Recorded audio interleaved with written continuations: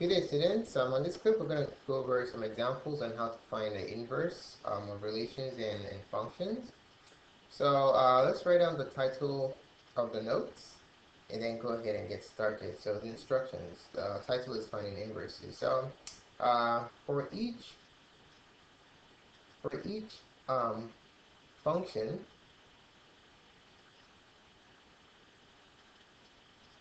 find the inverse.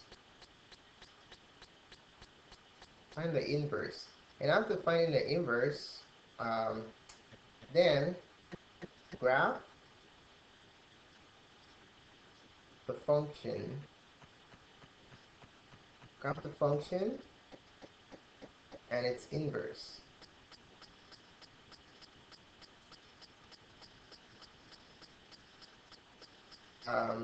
Including the line of reflection. The line of reflection, which is basically the line y equals x, which is the diagonal right down the center of the graph. Okay? And then label your graph. Label your graph completely. Label your graph completely. Okay? Alright, let's take a look at number one. Number one, we're going to be looking at a set of ordered pairs.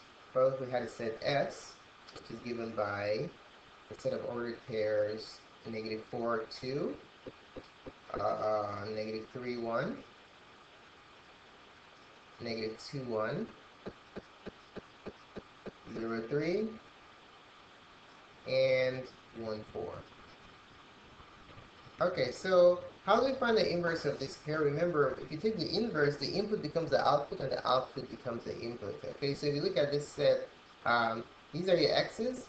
The first set number in each ordered pair are your x's, and the other ones are the y's. So what you basically do is the x's will become the y's, and the y's will become the x's. So basically switch positions. Okay, so these are the inputs, right? For this set, but for the inverse, they're going to be from your outputs. They're going to go to the y spot, and then the y's will go to the x spot. Okay, they basically switch positions. All right, so that's how you find the inverse of ordered pairs. Okay. All right, so let's go ahead and do it. All right, so the inverse, S inverse, so the inverse of this set is going to be 2, -4. Notice I switched the x's and the y's here. 1, -3. 1, -2. 3, 0. And 4, 1. All right. So all the inputs or the domain has now become the outputs of the range, and all the outputs or range has now become the domain or inputs. All right. So there goes the inverse. Now let's represent these two graphs, these two sets of ordered pairs with a graph, and then we'll see the the graphical connection between a set and its inverse, a relation expressed as an ordered pair and its inverse. Okay, so let's generate our coordinate system. Let's go ahead and graph the points. I'm going to use multiple colors here. I'm going to graph S in black, and then I'll use green for my inverses. Okay, so let's graph set S. So -4, 2, 1, 2, 3, 4, 2. That goes the first point. And then we have -3, 1, -3, 1, -2, 1, 0, 3, 0, 1, 2, 3, and then 1, 4. 1, 4. Alright, so these points represents the points for set S. Now let's graph the inverse and basically see if there's any geometric connection we can make between the 2 points. So we have 2, -4, so 1, 2, 1, 2, 3, 4. And then we have 1, -3, 1, 1, 2, 3. And then we have 1, -2, 1, -2. And then we have 3, 0, 3, 0. And 4, 1, 4, 1. Okay? And then we're asked to include the line y equals x. Y equals x is a diagonal right down the center. So right down the center, see those dots right here? That's the line y equals x. Okay, I'm going to put the points in before I draw the line. The point where the y and the x coordinates are exactly the same, that's y equals x, or the line with slope 1 and y-intercept 0. Okay, so go ahead and draw your line right down through the center. And, oh, okay, I'm sorry, I need to use a dotted line because it's not a graph. So please use a dotted line to indicate your line of reflection. Okay, all right, so this line right here is the line y equals x.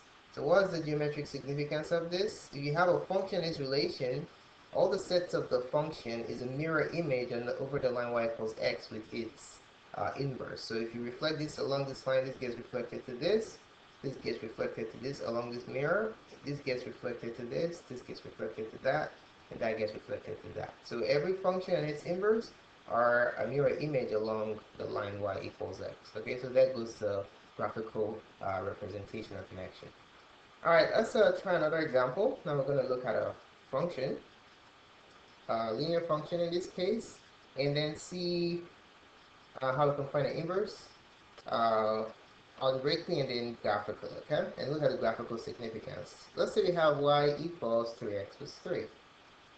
So to find the inverse, first thing we'll do is we need the input to become the output and the output to become the input. That's what inversion is all about. We switch roles. So how do we accomplish that? We're going to call yx and call xy. Okay? Alright, now if I can isolate my new y, that will be the inverse of my function. So let's go ahead and do that. So to complete that, I'll subtract 3 from both sides. And then we'll have x minus 3 equals 3y. And then we can divide both sides by 3. So divide this, well, let's divide both sides by 3. So divide this by 3. And divide that by 3. So I have y equals x minus 3 over 3. And I can also express it as y equals x over 3 minus 3 over 3, which reduces to x over 3 minus 1. Alright, so my inverse, y equals x over 3 minus 1. You can also write that using the f inverse notation. F to the negative 1 of x, the standard inverse notation, is x over 3 minus 1. Okay? Alright, so there goes the inverse. Now what we're going to do is we're going to graph both of them and see if we can make a connection between the graph of the function and its inverse. Alright? So let's make our coordinate system. Do that again. Let's make a coordinate system.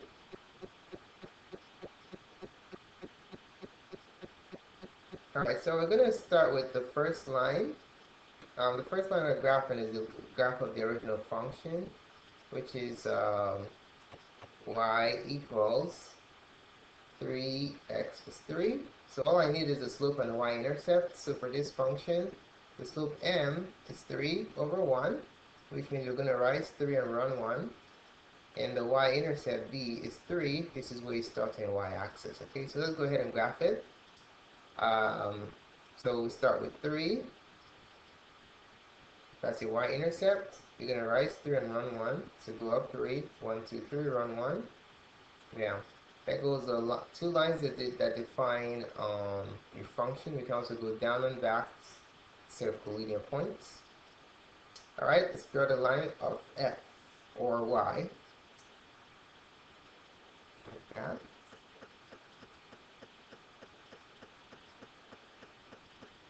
Okay, now let's go ahead and graph the inverse and see if we can make a connection between the two of them.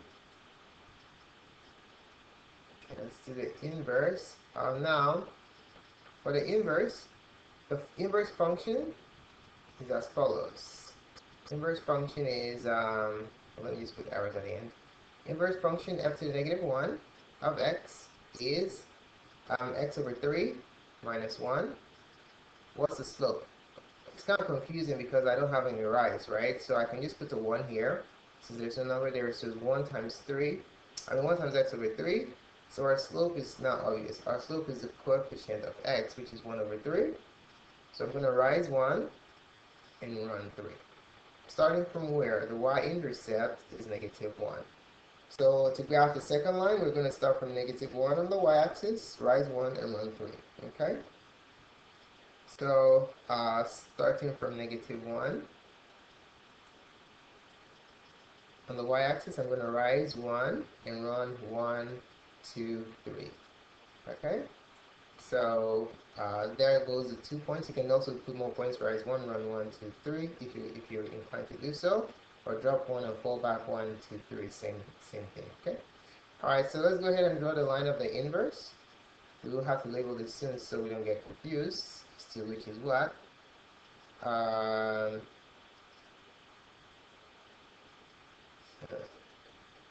There you have it. Okay, so this is F inverse. This piece right here is F inverse. And this one is Y, which is also equal to F. They mean the same thing. Don't forget, we have to now draw the mirror, the mirror or the reflection line. So it's the line Y equals X. So center, you just go along the center, right down the center, like that.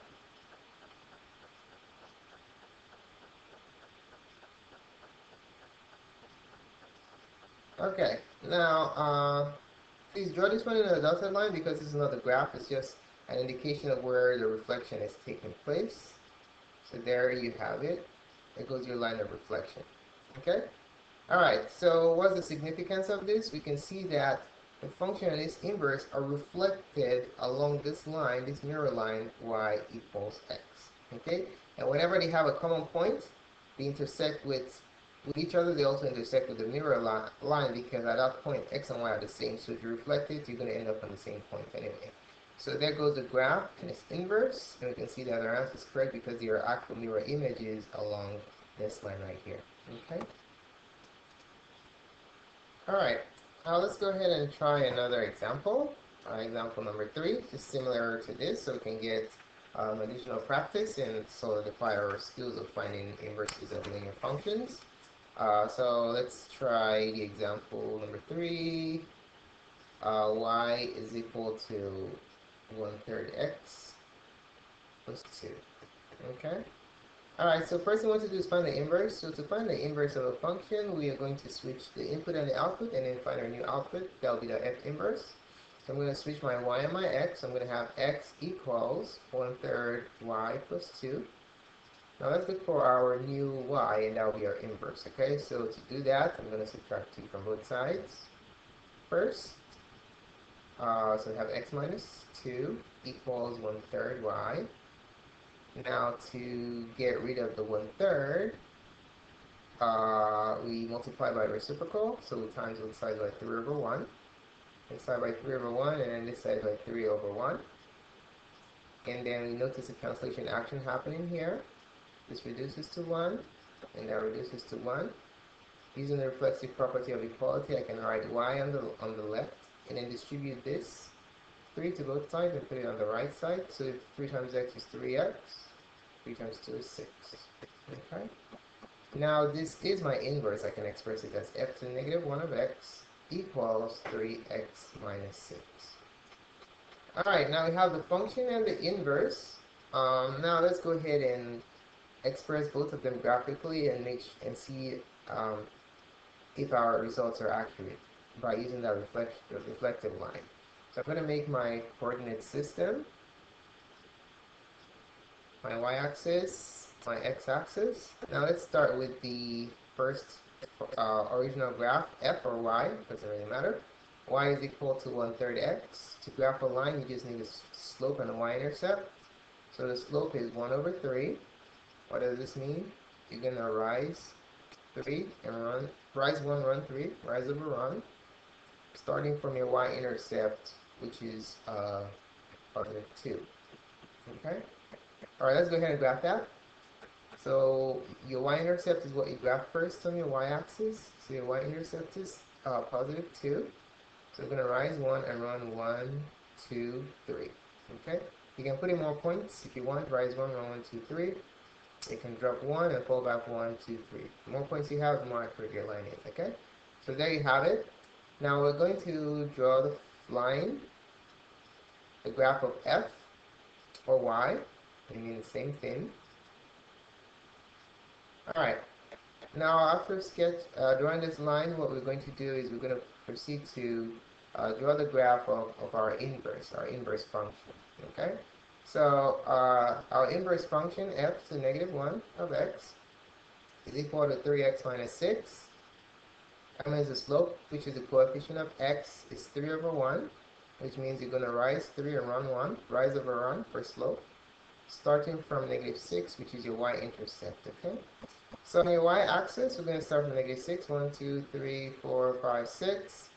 Mark that. We're going to rise 1, 2, 3, and run 1. Let's put in more points. Rise 1, 2, 3, run 1. Rise 1, 2, 3, run 1. Rise 1, 2, 3, run 1. Okay, the more points you put, the better your graph looks. Okay, so let's go ahead and draw the graph of our inverse function. So draw it like there, like that. Okay, and then next thing we're going to draw is the graph of our mirror, or the reflection line. Okay, we're going to make that in dotted line, but before I graph that, I'm going to put the dots in. So center, dot, dot, dot. It must always intersect the line of intersection of the two functions, or else your answer is off. So right there to the center, those are the points that define my line of reflection. So let's go ahead and draw the line right down to the center, like that. Okay, so let's label our functions. The one with the y-intercept of -6 is my inverse, f inverse. And then this is the original function y, and this is the line y equals x. Okay, so you can see that the two functions are mirror image of each other using the line y equals x as our line of reflection. So that shows that our inverse is correct. Alright? So thanks so much for taking the time to watch this video. Please subscribe to my videos just by clicking here. You can share this with your friends via Facebook, Twitter, or Google+. More videos can be found on microserve.com. Thanks again, and have a wonderful day.